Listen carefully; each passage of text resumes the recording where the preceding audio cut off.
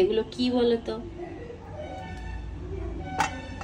এগুলো হচ্ছে পেঁপে, ছোট ছোট পেঁপে কাঁচা, সেগুলোকে আমি জাস্ট খোসাটাকে ছাড়িয়েছি।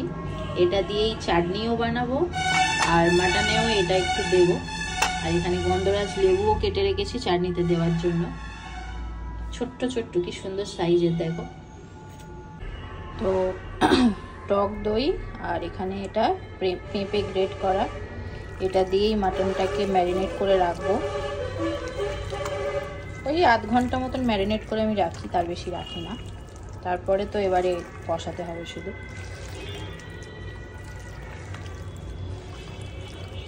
মাটনের দোকানে যা লাইন পড়েছে, যদিও আজকের আমাদের আনেনি, আমাদের আগে এনে রেখেছিল, নাহলে এত লাইন দিয়ে রিমোর বাবা একদমই আনতে চায় না।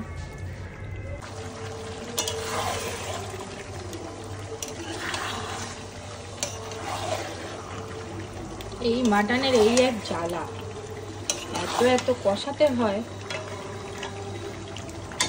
প্রচুর কষাতে হয়।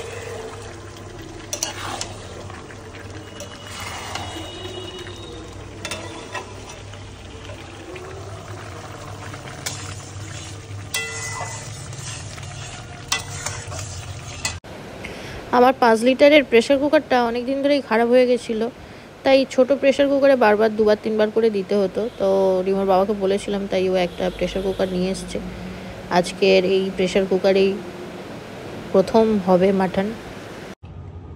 তো এখানে আমার মাটন রেডি, একদম লাল টকটকে ঝোল, ঝোলঝোলি করতে বলেছিল রিমোর বাবা, তো সেই জন্যে একটু পাতলা পাতলা ঝোলই করেছি।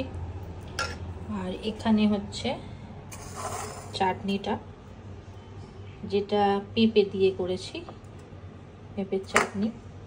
আর এর মধ্যে একটু গন্ধরাজ লেবুও দিয়ে দিয়েছিলাম, যাতে টেস্টটা খুব ভালো হয়।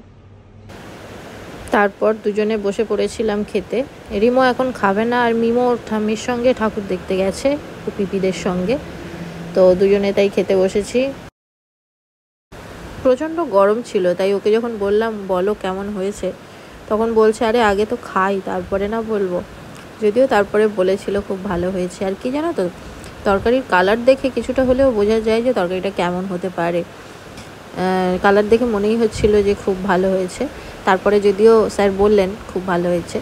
খেয়ে উঠতে না উঠতেই বাইরে এইরকম বৃষ্টি শুরু হলো। ওই যে বলেছিল না, নবমী দশমী একদম ভাসিয়ে দেবে, সেটাই ভয় করছে এখন। দেখো, আমরা নয় বাড়িতে থাকি, যারা বাইরে ঘুরবে প্ল্যানিং আছে যাদের, তাদের কত মন খারাপ হয়ে যাবে বলো তো।